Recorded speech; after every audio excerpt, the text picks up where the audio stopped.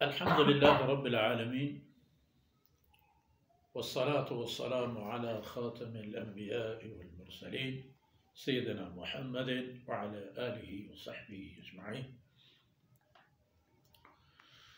أعوذ بالله من الشيطان الرجيم. بسم الله الرحمن الرحيم.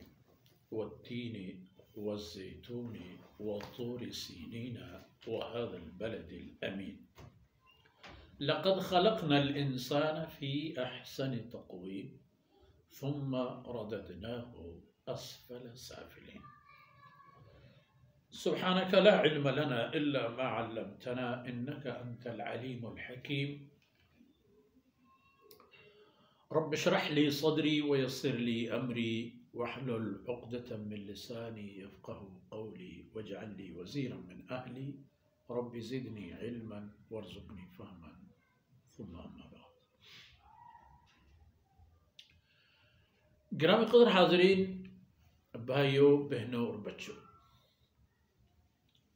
یہ سورہ تین ہے، مکی سورت ہے،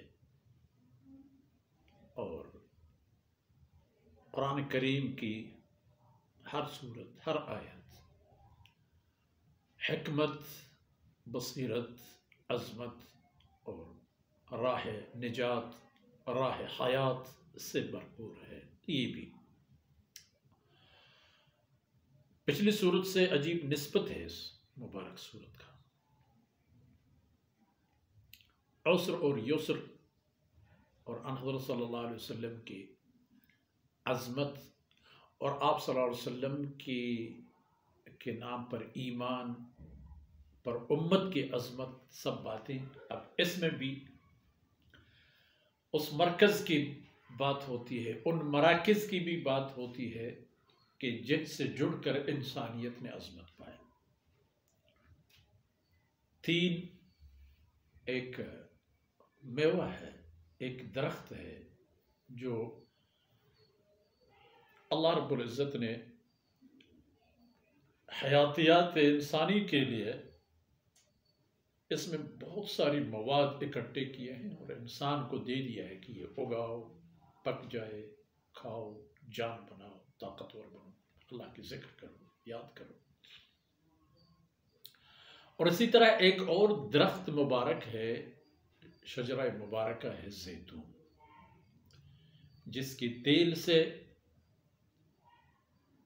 انواع و اقسام کے طبی اور جسمانی فوائد کے ساتھ ساتھ خوراک بھی ہے. یعنی یہ دونوں ایسی چیزیں ہیں کہ جو غذائیت سے بھرپور تو ہے ہی، غذائیت کے ساتھ ساتھ دوائیوں کے ان میں بھرپور خزانے موجود ہیں جو انسانی وجود کو انواع و اقسام کے امراض سے بھی بچا لیتے ہیں اور انواع و اقسام کی کمزوریوں کا معالجہ بھی کر لیتے ہیں. اور دو باتیں، وطور سینین، طور سینا، جبل طور، جہاں سیدنا موسیٰ علیہ السلام اللہ رب العزت سے مشرف بکلام ہو گئے، اور ھذا البلد الامین، یہ مکہ، دونوں میں بھی، یہاں بھی دو اور وہاں درختوں میں بھی دو، جو انسانیت کو تندرست و توانا رکھنے اور اس کی جسمانی اور روحانی اور اعصابی زندگی میں اس کے لیے استطاعت اور طاقت کے ذرائع بھی، اور دو شہریں جن کے ذریعے سے بنی نوع انسان کے رشد و ہدایت کا بنیادی تعلق ہے. طور سینین سیدنا ابراہیم علیہ السلام کے بعد بنی اسرائیل کے اکثر نبیوں کا محور اور مرکز قدس کی سرزمین ہے، اور یہ ایریا بھی شام اور قدس، اس زمانے میں تو پورا ایریا ہی شام ہوا کرتا تھا، اب تو متعدد ممالک ان میں سے چھوٹے موٹے بنائے گئے ہیں.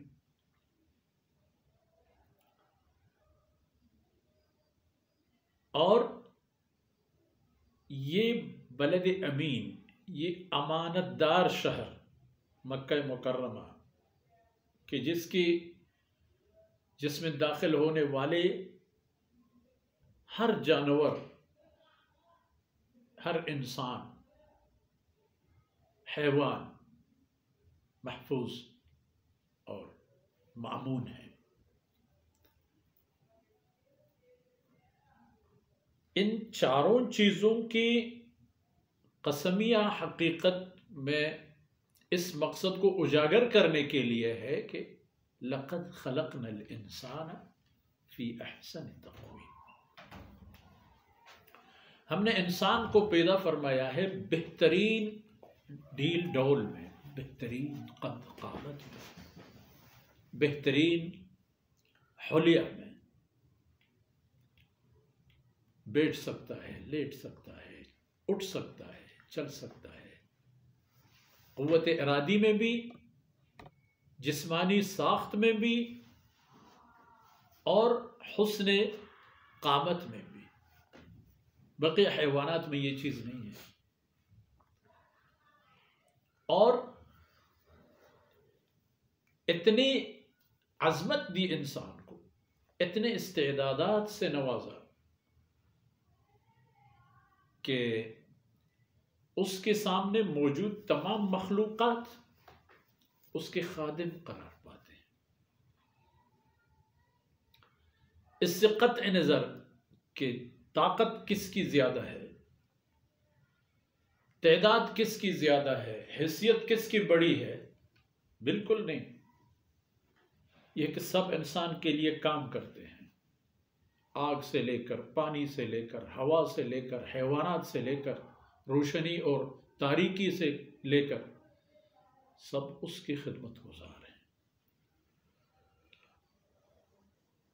لقد خلقنا الانسان فی احسن تقویم۔ مگر یہی انسان جب بہترین حالت میں ہے، اس کو زوال کی انتہا تک بھی پہنچا دیتے ہیں۔ اللہ فرماتے ہیں لقد ثم رددناہ، پھر ہم اس کو لوٹا دیتے ہیں، واپس کر دیتے ہیں اسفل سافلین تک۔ اور اسفل سافلین کی طرف لوٹنا ایک دنیا میں اور ایک آخرت میں۔ دنیا میں اسفل سافلین کی طرف لوٹنا یہ ہے کہ یہی طاقتور انسان ضعیف ہوتا جاتے آخر الامر ایک خشک ڈھانچہ بن جاتا ہے۔ جس طرح ایک نومولود بچہ نہ کوئی سوچ سکتا ہے، نہ کچھ بول سکتا ہے، نہ ہل جل سکتا ہے، نہ کوئی کام کاج کر سکتا ہے، یہی انسان دوبارہ اسی حالت میں جاتا ہے، اتنے بے بس، کمزور، اپنے کپڑوں کے اندر بے بس، بے حس و حرکت، اوروں کے رحم و کرم پر کہ اسے سنبھالیں یا اسی طرح رہنے دیں۔ اور اسفل سافلین ایک ہے دائمی اسفل سافلین آخرت کے اعتبار ان کفار کے لیے کہ جنہوں نے اپنی زندگی کو اللہ کی نافرمانی میں گزار دی ہو، جنہوں نے اللہ رب العزت کے احکامات نظر انداز کیے ہوں، جنہوں نے اللہ کے علاوہ اوروں کے دروازوں کو کٹایا ہو، جنہوں نے قرآن کی دستور اور رسول اللہ صلی اللہ علیہ وسلم کی فرمودات سے ہٹ کر اپنا کوئی راستہ بنا لیا ہو، ان کا راستہ جا کر اسفل سافلین ہوگا، یعنی جہنم کا سب سے نچلا طبقہ۔ جہنمی وی آئی پیز کا جگہ وہی ہے۔ جس طرح جنتی وی آئی پی حضرات، بڑی شخصیات، وہ فردوس اعلیٰ میں ہوں گے، اسی طرح جہنمی اسفل سافلین میں ہوں گے۔ یہ دیکھا جائے کہ یہی انسان کہ جس کو اللہ نے احسن تقویم میں پیدا فرمایا، بہترین قد کاٹ میں پیدا فرمایا، بہترین استعدادات سے نوازا، انواع و اقسام کی صلاحیتوں سے مالا مال فرمایا، ہر چیز تک دسترس دے دی اللہ رب العزت نے۔ اور اس دور کے انسان کے لیے تو اللہ نے اور بھی مواقع پیدا فرمایا۔ ہر قدم اللہ رب العزت کی پہچان اور معرفت کی طرف چلتا ہے، شعور ہو تو سے۔ جب آپ خلا سے قدم باہر نکالتے ہیں، جب آپ مدار زمین سے نکلنے میں کامیاب ہوتے ہیں، جب آپ کسی اور سیارے پر جا کر لینڈ کر لیتے ہیں. اتنے وسیع و عریض کائنات دیکھتے ہوئے پھر بھی سمجھ میں نہیں آتا کہ ان سب کا سنبھالنے والا اللہ کی ذات ہے. تو پھر انجام اسفل و سافلین ہو گئے. اور داد دیجئے ان اللہ کے نیک اور صالح بندوں کو کہ جنہوں نے صرف دور سے ان ستاروں کی روشنی دیکھ لی، چاند کی چاندنی اور سورج کی روشنی اور ہوا و فضائیں دیکھ کر اللہ رب العزت کی ذات پر ایمان لے آئے. اور ایک بدبخت انسان وہاں جاتا بھی ہے، وہاں تک پہنچ پاتا بھی ہے، اور جدید ترین دوربینوں کے ذریعے سے خلا میں کہاں سے کہاں تک انسان کا نظر پہنچ سکا ہے، مگر نتیجہ وہی اللہ کو نہ ماننا، اللہ کے بارے میں شک و شبہات پیدا کرنا. اسفل و سافلین کا ظاہر منظر ہی ہوگا. بقیہ بات انشاءاللہ اگلے نشست میں. آج اتنا ہی کافی ہے. اللہ رب العزت کمی بیشی معاف فرمائے اور یہ لمحات ہمارے اور آپ کی دنیا اور آخرت کی سرمایہ بن جائیں. وصلی اللہ علی نبینا محمد وعلی آلہ وصحبہ.